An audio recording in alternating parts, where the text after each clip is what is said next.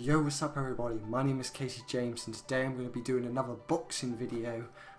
Basically my channel's become about boxing and this weekend was Anthony Joshua versus Andy Ruiz, the rematch, and it was an incredible boxing match and I really want to talk about it, talk about the undercard and just talk about what I think the potential fights are for 2020 for the heavyweight division.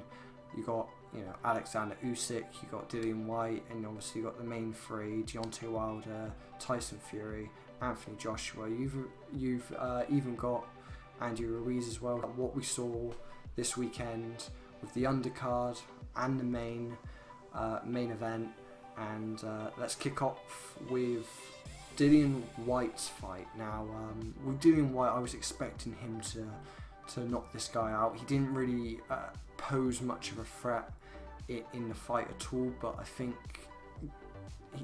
I've seen Dillian Whyte fight better, and that's exactly what he is. He's a fighter. He didn't really see that in this fight, but we did see him win decision, and I mean, it was only going his way, but I would have probably liked to see a little bit more. Obviously we got an undercard pretty much full of heavyweights, and that just made the undercard even more of a spectacle to watch. But surprisingly, even though it was in a heavyweight boxing undercard, we didn't see many knockouts. Most fights went to a decision. So then we get on to Alexander Povetkin versus Michael Hunter, and I didn't know the backstory for this fight until I actually watched it, and then I did my research. But Michael Hunter is trained by Hasim Rahman. You guys might know him for beating Lennox Lewis and becoming the new heavyweight champion. He trains Michael Hunter for this fight, but what's interesting about Hasim Rahman was he lost to Alexander Povetkin. So it was almost like him training his prototype to try and beat Alexander Povetkin, and it went to a draw. I have to admit, when I went into this fight, I thought Alexander Povetkin by knockout or TKO, but we didn't get that. We got a draw nonetheless, and I kind of felt like Alexander Povetkin didn't really deserve it. I think he was the aggressor for the early rounds, but you could tell like his old age is definitely kicking in, because those later rounds just went one way, and that was Michael Hunter's. But still an incredible fight. Really, like they both had each other rocked for a few times, but none of them actually fell down, so it shows you the determination, the willpower, and obviously the balance that they have as heavyweights. But fair play to them. Now we get on to the main event: Anthony Joshua versus Andy Ruiz. And my opinion when I was making bets for this fight was there's going to be multiple knockdowns. I felt like Anthony Joshua and Andy Ruiz would both be knocked down in this fight, but we didn't get that. Instead we got a one-sided unanimous decision. Anthony Joshua just completely outboxing Andy Ruiz, and Andy Ruiz had bursts, what really won him the fight the first time, but he couldn't match Joshua. I think what both fights proved that Anthony Joshua is the better boxer, but Andy Ruiz is the better fighter, and that's obviously a big difference. Your fighters being, Deontay Wilder. Not that Deontay Wilder's not a good boxer, because he's obviously an amazingly gifted boxer, but you've got certain people who like to fight and certain people who like to be on the back foot and just pick their shots wisely, and that's exactly what Anthony Joshua did, and that's how he won the decision.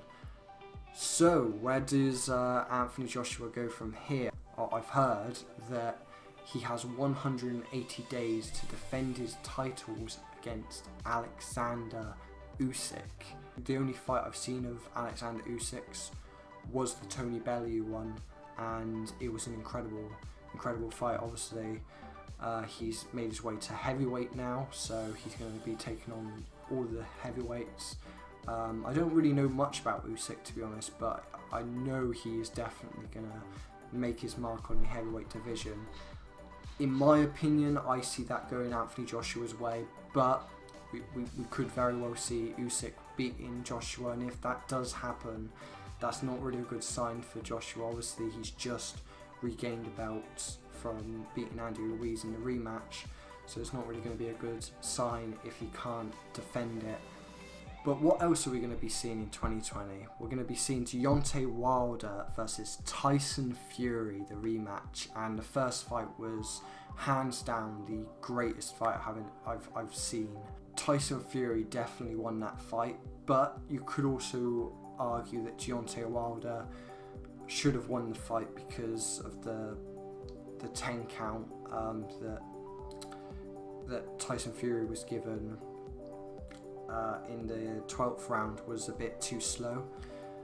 But besides that, I think it would be a great fight, and honestly this one is really tough to call. I really do believe in my heart that Tyson Fury will get the victory, but you can never say never with Deontay Wilder. Obviously this year has been incredible for him, knocking out Dominic Breazeale and knocking out Luis Ortiz with one shot, not a TKO knockout, like knocked these guys out of their boots. And Dominic Breazeale in the first round with Luis Ortiz was arguably winning the fight, winning the rounds, but I mean that's what Deontay Wilder does. He keeps that power until the later rounds, and then he picks his moment, and he picked his moment. In terms of other fights, I would love to see the winner of Tyson Fury versus Deontay Wilder against the winner of Anthony Joshua and Alexander.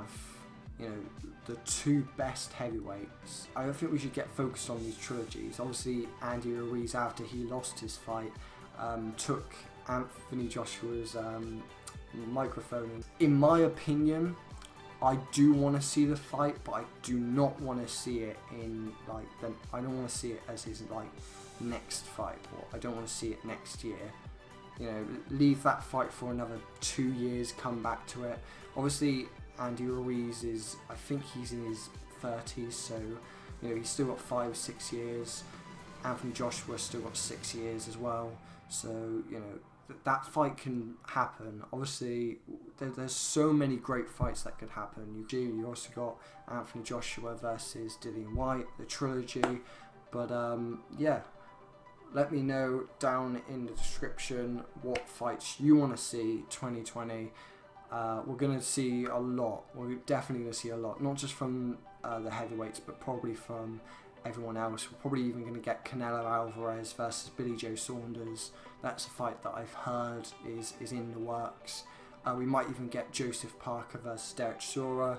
Those two are meant to fight in November, I think, and Joseph Parker pulled out because he was bit by a spider. But yeah, it's all looking great for boxing, even YouTube boxing. We'll probably get Jake Paul versus Anison Gibb. So yeah, I'm looking forward to a lot of fights. And Floyd Mayweather is apparently coming out of retirement. I don't really know who I'd have Floyd face.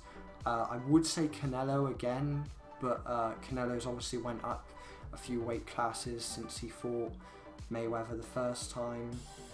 I don't really want to see him against Khabib Nurmagomedov or him against Manny Pacquiao, because they're not interesting fights to me. Maybe Manny Pacquiao, but the first fight for me was just a bit boring. But yeah, I felt like they were past their prime at that point. Obviously, Floyd Mayweather's still a great fighter, but if I'm being honest, the only reason I'd want to see a Floyd Mayweather fight is if he was actually going to lose. I don't really want to just see him come back for a paycheck and then win again. But anyway, that's my take on Anthony Joshua versus Andy Ruiz, the rematch, and my take on what I think or what I hope to see in 2020 for boxing heavyweight boxing, YouTube boxing, just boxing in general. But hope you enjoyed the video. Like, subscribe, peace.